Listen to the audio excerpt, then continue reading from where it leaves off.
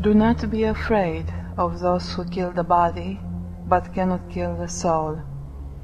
Rather be afraid of the one who can destroy both soul and the body in hell. Throughout history, we see that some enslaved peoples of antiquity had parallel experiences in their interactions with gods and deities. The ancient civilizations produced religions suitable for those stages of history. Mosaic doctrine helped the Jews to survive in those times of slavery and war.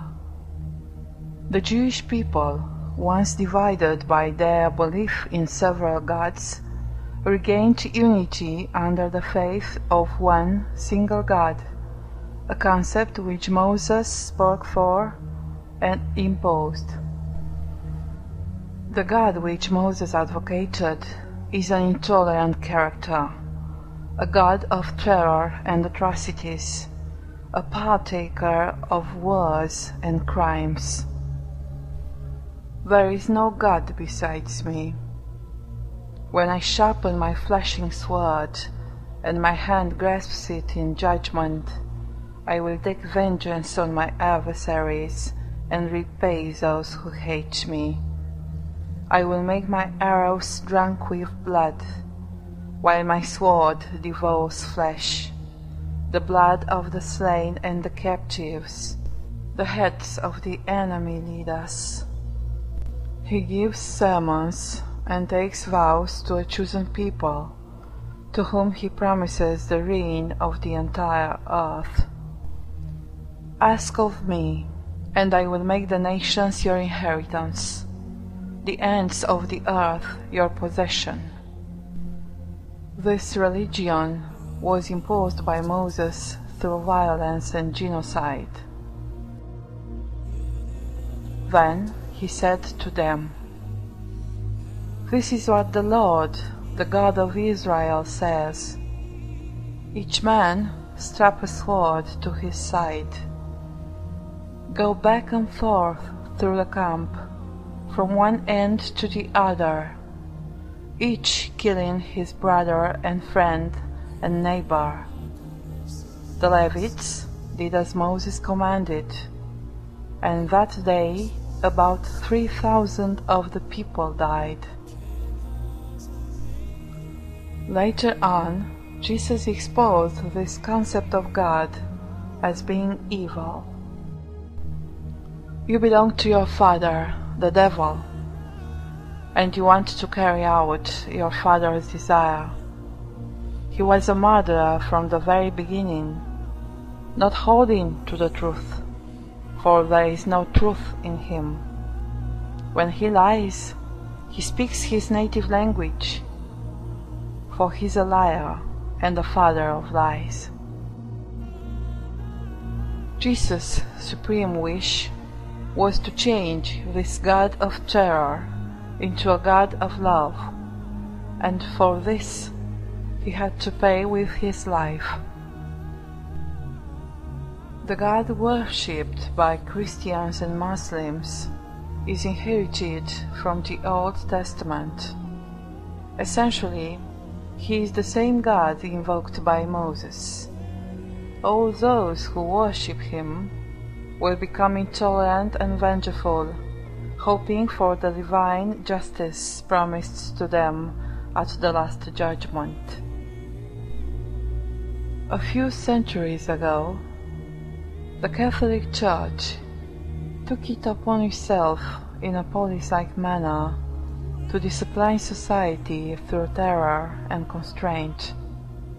A lay mind was considered to be an evil one, and all those who dared to be against the Church were burnt alive. Inheritors of their forefathers' sins, the Christians' descendants are stigmatized from the very moment of their first breath.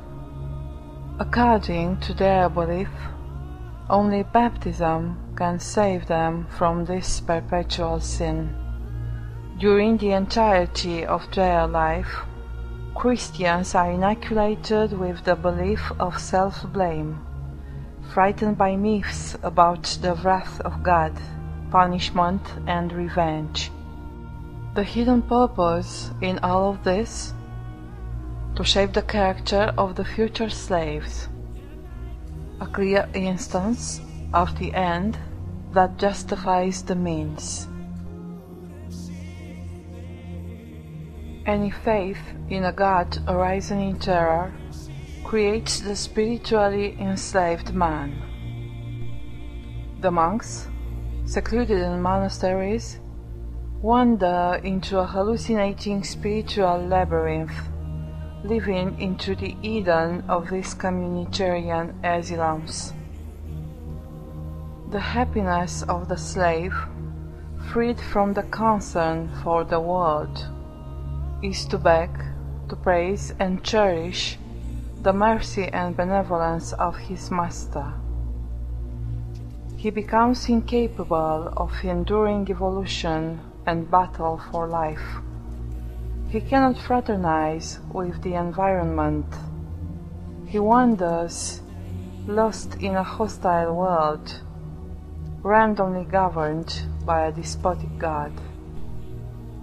I put to death, and I bring to life. I have wounded, and I will heal, and no one can deliver out of my hand. The religious faith blends in with the worship of financial power, weapon scanning, and spreading of terror. For an atheist, God does not function, so God does not exist, while for a religious man, God works through faith. Thus, for a believer, God surely exists and functions. The existence and function of God becomes possible through the remarkable energies of suggestion and self-delusion, capable of holding sway for the human mind through hypnosis. A believer is tributary to rituals, magic practices, and religious masses for every event of his life. Without rites, without priests and churches, facing life and death, the man is overwhelmed by fear. Throughout history, we see that myths have shaped man's mind and soul. Mankind has to understand what kind of characters those myths bring to light.